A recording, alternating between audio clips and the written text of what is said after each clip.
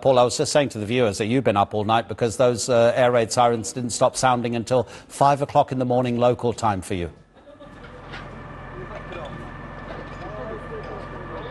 Yeah, you're absolutely spot on. Yeah, went to bed at midnight and I was up at 2 with the phone going off with those alerts that you get. Then you hear the air raid siren, which goes off for about 30 seconds to a minute, and then there's silence because you have a little bit of time to get to the shelter before the drones or the missiles hit. And last night there were a lot of drones, not my words, but the words of President Zelensky, who says that it was one of the largest strikes on Kyiv.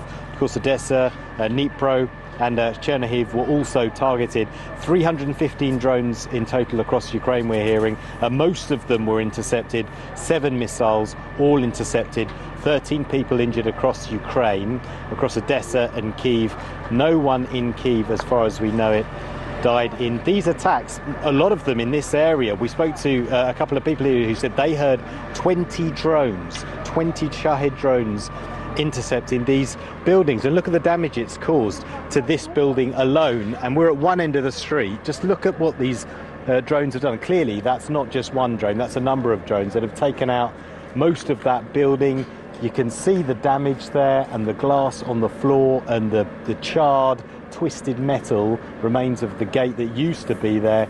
And that there is someone's business. That's an embroidery business, we understand, that makes logos for t-shirts, baseball caps, that kind of thing. Employs a lot of people who've turned up for what they thought was work this morning. Here's the fire service, who've been doing a sterling job all morning, taking care of the fire. Because, by the way, at the other end of the street, oh, and by the way, just before we forget, this is one of the Shahed drones that the firefighters have pulled out of the wreckage.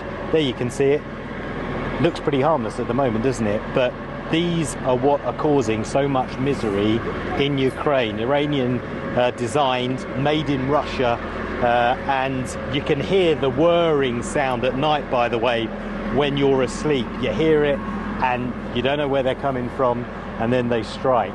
But a lot of people were taking shelter last night, which is, I think, why there were no fatalities. Here's the rest of the building. This also belongs to the same embroidery company as well, and you can see the damage it's caused. In fact, there was a huge fire inside this building, which the authorities have just managed to put out. Let's see if we can speak to someone now.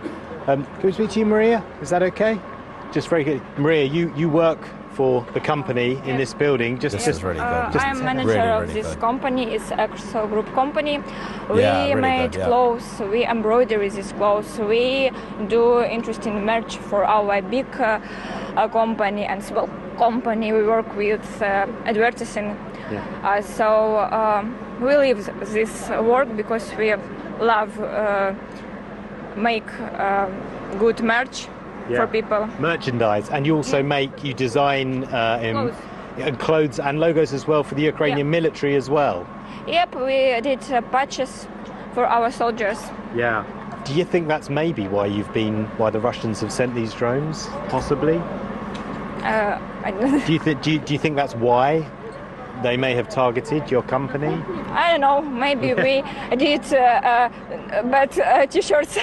Right. Okay. And how are you feeling seeing the state of your company? How do you feel seeing it? It's our soul. It's a company. It's our soul. All my colleagues, we love this company. It's heart. It's broken heart.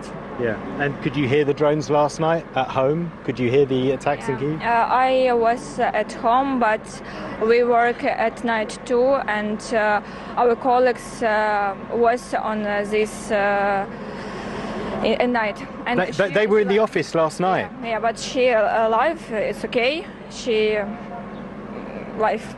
Yeah, she was in the shelter? Yeah. Okay, and she's okay, thankfully? Yeah.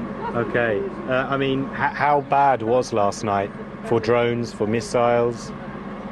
It was scary. Yeah. I don't know what I can say. Yeah. Because it's... I don't understand why. Yeah. Okay, well, thank you for speaking to us. Really appreciate it. Let's just take you just very quickly. That's Maria. Look, they're cleaning out the carpets here because they're out of this building where the fire has been. They're absolutely useless now, so they're getting rid of them now. But if we just take you around here, just to the side of this building before we let you go. You can see all the fire trucks here. They've really been struggling to put out the fire, which is at the end of the road. And in fact, the smoke from the fires at the end of the road is so noxious that it's the air quality in Kyiv has been terrible today. Really bad. The authorities are asking people to close their windows.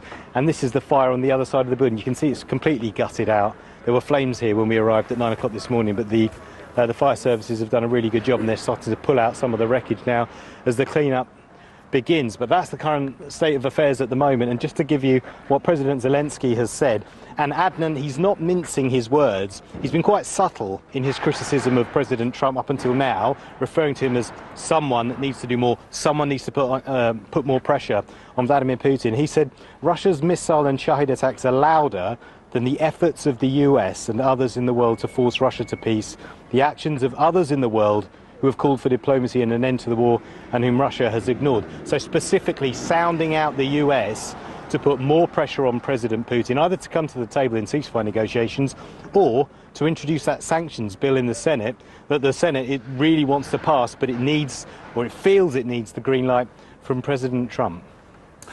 That's Paul Hawkins. Thanks, Paul, so much. And to Maria, the Ukrainian lady you just spoke to there, and your cameraman, Ensar. Thanks so much.